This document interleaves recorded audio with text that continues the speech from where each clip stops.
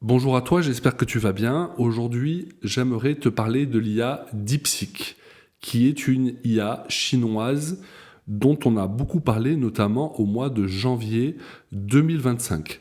Alors, pour remettre un petit peu les choses dans le contexte, cette IA a pour spécificité d'être open source, c'est-à-dire que le code a été mis à disposition du public. DeepSeek R1 est disponible à tout un chacun qui aimerait utiliser l'outil. Et il y a évidemment aussi une version web accessible, un peu comme ChatGPT, qui permet d'utiliser DeepSeek.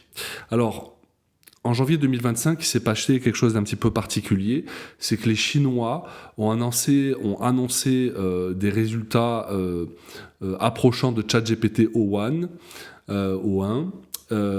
sachant qu'ils ont développé DeepSeek avec uniquement 6 millions de dollars, prétendent-ils, et en uniquement 55 jours. Donc par rapport aux dizaines ou aux centaines de milliards de dollars dépensés par les Américains sur l'IA, c'est évidemment ridicule. Donc cette annonce a créé un vent de panique, notamment en bourse, puisque l'action Nvidia, fin janvier, sur une journée, avait perdu 17%.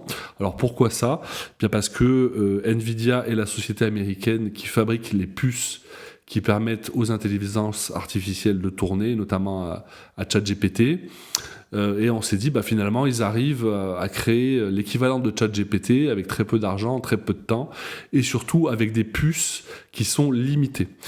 Pour mémoire, les puces Nvidia les plus avancées, les A100 et les H100, je crois, ont été interdites à la vente en Chine, c'est-à-dire que les Américains ne veulent pas vendre aux Chinois ces puces-là, et donc on leur a proposé aux Chinois des puces H800 qui sont des puces plus anciennes Nvidia et des puces qui sont bridées. Voilà. Donc tout le monde a été surpris des résultats de cette intelligence artificielle avec des puces qui sont aussi limitées en termes de capacité technique. Alors personnellement, par rapport à cette histoire-là, je pense surtout que les Chinois ont pas mal menti et on a pas mal de doutes également sur les utilisations de ces puces et sur la durée de développement. On pense que probablement ils auraient utilisé des puces plus puissantes. Alors je vais maintenant rentrer dans le concret et te parler donc un peu plus concrètement de DeepSeek. Alors DeepSeek, ça ressemble à ça, avec sa petite baleine, donc c'est assez sympa.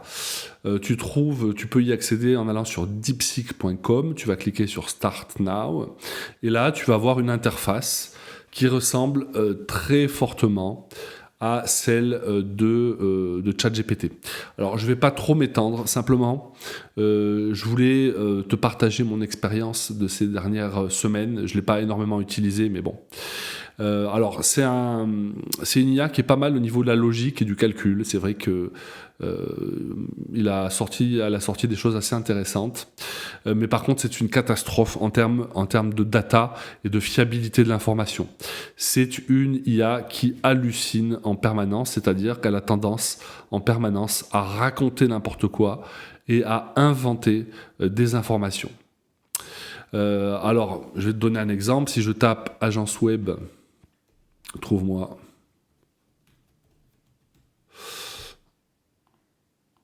une agence web à Montélimar. On va voir les résultats. Souvent, les résultats sont partiellement ou totalement faux. Alors, je vais le laisser réfléchir. Alors, il y a quelques temps, il y a quelques jours, j'ai donné une formation en intelligence artificielle à un groupe de personnes, et l'un des participants m'a demandé si on pouvait demander à l'IA de trouver sur Internet le lien entre deux personnes, le lien professionnel entre deux personnes, et il a trouvé un truc incroyable. Alors, au début, il s'est dit « Ouh là là, c'est extraordinaire ». La puissance de cette IA, etc. Puis en fait, tout était complètement inventé. Voilà. Donc c'est une IA qui a quand même beaucoup tendance à halluciner et à raconter n'importe quoi. Donc là, en l'occurrence, on a certains résultats et je vois que, alors il y en a certains qui sont, voilà, qui sont justes, mais il y en a d'autres qui sont, voilà, qui sont complètement inventés. Et c'est une IA qui a tendance à beaucoup halluciner. La deuxième chose, le deuxième point dont je voulais te parler, c'est cette partie-là qu'on est en train de voir se dérouler sous nos yeux. L'onglet Thinking, donc c'est-à-dire qu'il est en train de penser. C'est-à-dire qu'avant de te donner un résultat, il va d'abord réfléchir et il va te montrer le cheminement de sa réflexion avant, tu vois, avant de te donner le résultat final. Alors, c'est assez intéressant parce que du coup, on a accès à la boîte noire, à la black box, c'est-à-dire les étapes de sa réflexion qui lui mènent à la conclusion. Par contre, je trouve également que cette IA est du coup assez lente. Alors au début, c'est assez bluffant de se dire, tiens, on voit son raisonnement, on voit la logique de son raisonnement. Mais c'est vrai qu'à l'usage, le fait qu'à chaque fois, il décrive textuellement quelles sont les étapes de sa réflexion, ben finalement, ça ralentit énormément finalement l'obtention du résultat final. Voilà. Donc ça aussi, c'est un point qui me plaît pas énormément. Donc ce que je te recommanderais, c'est en priorité d'utiliser d'autres IA comme ChatGPT ou comme Mistral, qui est très bien. Si je vais ici sur Mistral, tu vas voir que si je pose la même question, voilà, trouve-moi une agence web à Montélimar, tu vas voir que le temps de réponse va être beaucoup plus rapide, il est quasiment instantané, comme tu le vois, c'est instantané, et en plus, d'après ce que je vois, et je vois pas trop d'erreurs, voilà, donc ça c'est le deuxième point, je trouve que DeepSeek est quand même assez lent.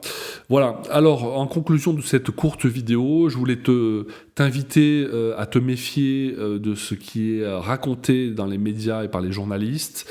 Tout le monde a parlé à un moment donné, est-ce que DeepSeek va couler ChatGPT, etc. Il y a des effets de mode, le sujet de l'IA fait beaucoup vendre de papier, entre guillemets, et donc du coup, les journalistes aiment bien, à chaque fois qu'il y a une petite nouveauté, titrer ChatGPT en danger, OpenAI en danger, voilà, c'est pas du tout le cas. Je trouve que DeepSeek est une IA qui est quand même assez en retard.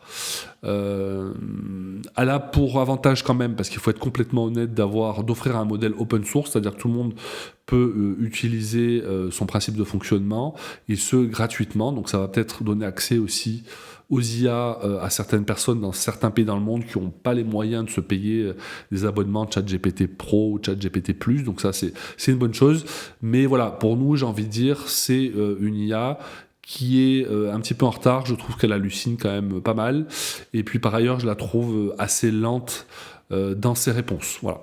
Donc ne tiens pas compte de ce que tu peux lire sur DeepSeek dans les médias, ou ce que tu as pu lire ces dernières semaines dans les médias.